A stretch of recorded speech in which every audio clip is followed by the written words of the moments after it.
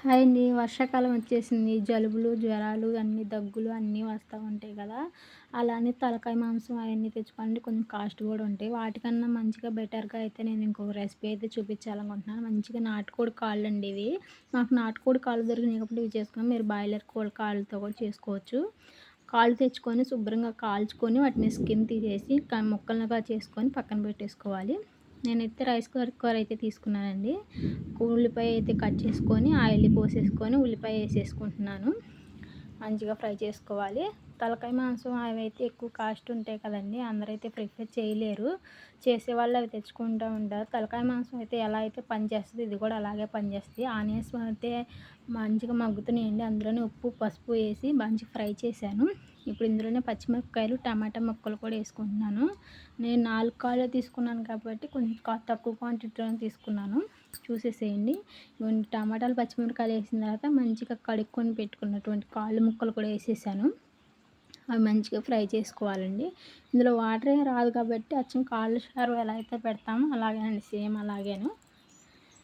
ఇవన్నీ చక్కగా మగ్గబెట్టుకోవాలి. మాడిపోకుండా హైలో కాకుండా సిమ్లో పెట్టేసుకొని మంచిగా ఫ్రై చేసుకోవాలి. ఈ లోపల మనం మసాలా ప్రిపేర్ చేసుకుందాము. ఫ్రెష్‌గా చేసుకుంటేనే బాగుంటుందండి ఆ సూప్ అనేది. ఆ టేస్ట్ వస్తుంది. ధనియాలు, చెక్క, లవంగాలు, ఎండు కొబ్బరి, గసగసాలు వేసుకొని ఫ్రై చేసుకోవాలి. కర్రీకి సరిపడా కూడా వెల్లుల్లి, అల్లం ముక్కలు కూడా ఇందులోనే వేసుకొని మంచిగా మిక్సీ పట్టుకోవాలండి. ఇలా ఫ్రెష్‌గా చేసుకోవడం వల్ల ఆ సూప్‌కి ఆ టేస్ట్ అనేది వస్తుంది. అదే మనం రెడీమేడ్‌గా వేసుకున్న ఫ్రిడ్జ్‌లో స్టోర్ చేసింది వేసుకున్న ఆ టేస్ట్ అనేది రాదు. మంచిగా ఇవన్నీ ఫ్రై అయిన తర్వాత కర్రీకి సరిపడా కారం కూడా వేసుకోవాలి. మనం పచ్చిమిరపకాయలు వేసుకున్నాం, చెక్క, లవంగాలు ఇవన్నీ వేసుకున్నాం కాబట్టి కారం కొంచెం తగ్గించి వేసుకోండి. కారం వేసుకున్న తర్వాత కొంచెం ఫ్రై అయిన తర్వాత మనం ముందుగా ప్రిపేర్ చేసుకున్న మసాలా ఉంది కదండీ, అది మంచిగా మెత్తగా గ్రైండ్ చేసుకోవాలి. గ్రైండ్ చేసుకున్నంతా కూడా ఇందులో వేసుకొని మంచిగా కలబెట్టుకోవాలి. మనం ఆల్రెడీ ఫ్రై చేసాం కాబట్టి మసాలాసు ఎక్కువ ఫ్రై చేయవసరం లేదు. మసాలాస్ వేసి మామూలు ముక్కలకు పడితే సరిపోతుందండి. ఇప్పుడు మనం మసాలా వేసేసుకున్నాము. చూడండి, మసాలా వేసేసాను. మసాలా అంతా వేసి ముక్కలకు బాగా పట్టించాలండి. కర్రీ కొంచెమే ఉంది కదా, కళాయిలో కొంచెమే అలా కనపడుతుంది. గిన్నె పెద్దది అయిపోయినట్టుంది. రైస్ కుక్కర్ పెట్టాలని విజిల్స్ రావాలి కదా, అందుకని ఇది పెట్టేశాను. మీకు నచ్చితే మటుకు కామెంట్ చేయండి, లైక్ చేయండి, షేర్ చేయండి, సబ్స్క్రైబ్ చేసుకోవడానికి అస్సలు మర్చిపోవద్దు. చాలా బాగుంటుందండి ఈ కర్రీ.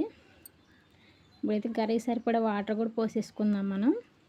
వాటర్ పోసేసుకొని సాల్ట్ చెక్ చేసుకోండి. సాల్ట్ చెక్ చేసుకొని మనం లిడ్ పెట్టేసామంటే మంచిగా కుక్ అవుతుంది.